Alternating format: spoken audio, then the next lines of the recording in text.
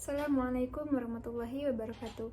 Saya Melani Putri Dewitasari dengan NIM 121600113 dari kelas 2E jurusan Psikologi Universitas Islam Negeri Sunan Gunung Jati Bandung angkatan 2021.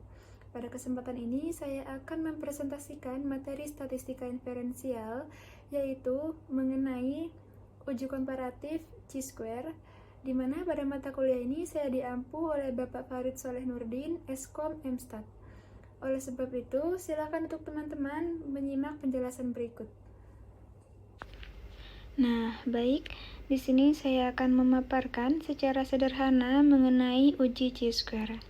Jadi, uji Chi-square itu digunakan untuk menguji hubungan atau pengaruh dua variabel nominal dan mengukur kuatnya hubungan variabel tersebut. Nah, selain itu, datanya disusun dalam tabel kontingensi baris kali kolom. Nah, untuk statistik ujinya adalah sebagai berikut. Dan untuk kriteria ujinya adalah X kuadrat hitung lebih besar dari sama dengan X kuadrat tabel, atau p-value-nya itu lebih kecil dari sama dengan alpha. Nah, kita langsung masuk pada contoh kasusnya. Jadi di sini ada sebuah penelitian yang dilakukan untuk mengetahui adakah hubungan antara tingkat pendidikan masyarakat dengan jenis bank yang dipilih untuk menyimpan uangnya.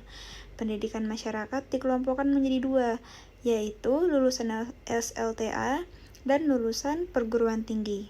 Nah, sampel pertama sebanyak 80 orang lulusan SLTA dan sampel kedua sebanyak 70 orang lulusan perguruan tinggi.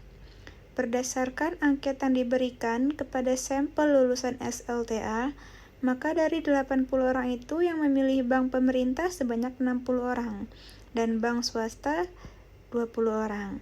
Nah, selanjutnya dari kelompok sampel lulusan perguruan tinggi, dari 70 orang itu yang memilih bank pemerintah sebanyak 30 orang dan bank swasta sebanyak 40 orang.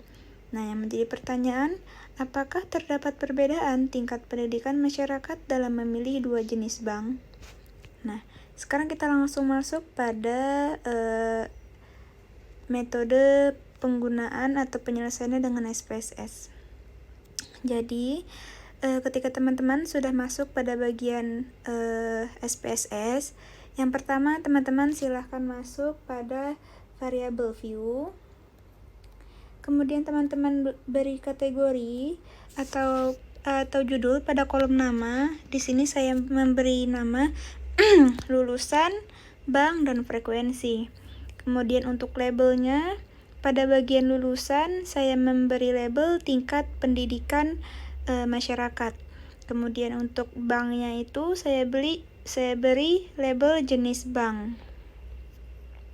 Selanjutnya pada p-value-nya, ini yang pertama di bagian tingkat pendidikan saya memberi value itu dengan 1 untuk perguruan tinggi negeri atau saya singkat PT. Kemudian untuk yang keduanya adalah SLTA.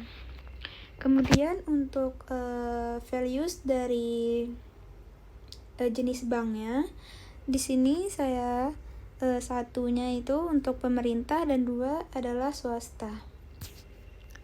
Kemudian pada measure-nya tingkat pendidikan itu nominal, terus jenis bank nominal dan frekuensinya scale. Jika sudah, maka langsung masuk pada bagian data view. Nah, pada bagian data view ini terdapat 3 kolom, yaitu lulusan, bank, dan frekuensi. Nah, pada kolom ini saya input data dari sesuai dengan kasus yang ada. Sebagai berikut yang sudah bisa teman-teman lihat. Nah, selanjutnya, pertama itu silakan teman-teman klik data pada bagian atas. Setelah klik data, teman-teman lihat bagian yaitu weight case. Nah, ketika teman sudah mengklik weight case pada data itu, pada opsi data, maka akan muncul bagian seperti ini.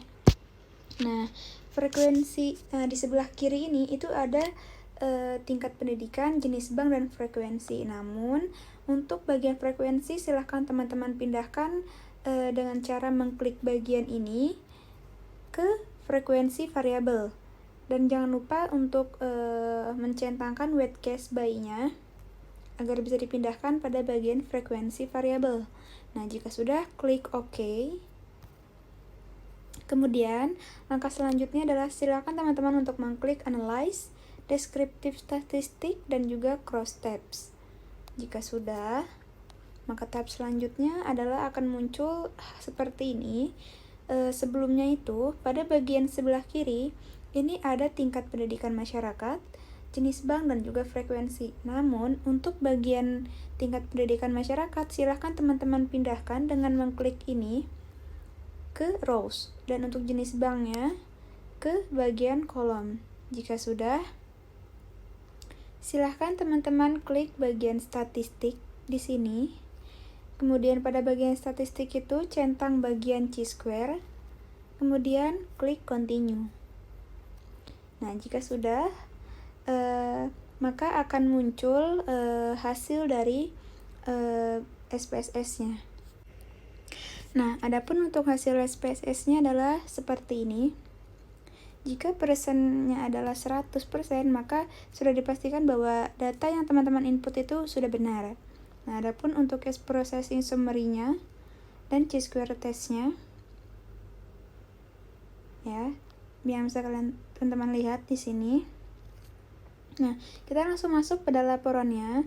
Jadi untuk hipotesis penelitiannya itu adalah terdapat hubungan antara tingkat pendidikan masyarakat dalam memilih jenis bank dalam menyimpan uang.